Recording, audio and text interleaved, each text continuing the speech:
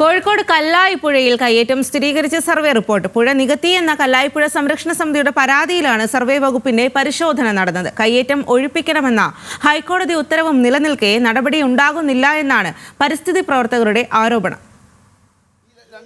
പുഴ നികത്തിയെന്ന കല്ലായിപ്പുഴ സംരക്ഷണ സമിതിയുടെ പരാതിയിലാണ് ഉദ്യോഗസ്ഥർ പരിശോധന നടത്തിയത്. കോർപ്പറേഷൻ റവന്യൂ ഉദ്യോഗസ്ഥരുടെ പ്രാഥമിക പരിശോധനയിലും കയ്യേറ്റം സ്ഥിരീകരിച്ചിരുന്നു.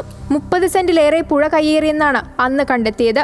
തുടർന്ന് കൈവശക്കാരായ ഭൂവുടമകളോട് രേഖകൾ ഹാജരാക്കാൻ ആവശ്യപ്പെട്ടു. കയ്യേറ്റം ഒഴിപ്പിക്കണമെന്ന് ഹൈക്കോടതി ഉത്തരവ് വന്നിട്ടും ബന്ധപ്പെട്ട അധികൃതർ നടപടിയെടുത്തില്ലെന്ന് പരിസ്ഥിതി പ്രവർത്തകർ ആരോപിക്കുന്നു. ഓരോ കയ്യേറ്റങ്ങളും ഈ പരിസ്ഥിതി പ്രവർത്തകരും പുഴ സംരക്ഷണ സമിതി പ്രവർത്തകരും ജില്ലാ കലക്ടറുടെയും സർവേ ഡിപ്പാർട്ട്മെന്റ് അധികൃതരുടെയും മുൻപാകെ വ്യക്തമായി ചൂണ്ടിക്കാണിച്ച് പറഞ്ഞു കൊടുത്തിട്ടുണ്ട്. ആ കണ്ടെത്തലുകൾ ശരിയാണെന്നാണ് ഇന്നലെ ഇവിടെ നടന്ന സർവേ കൊണ്ട് വെളിവാകുന്നത്.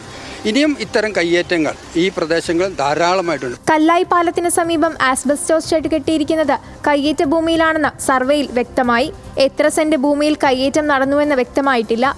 വിശദാംശങ്ങൾ അടങ്ങുന്ന റിപ്പോർട്ട് അടുത്ത ദിവസം തന്നെ സമർപ്പിക്കുമെന്ന് സർവേ സംഘം അറിയിച്ചു. ന്യൂസ് മലയാളം, കോഴിക്കോട്.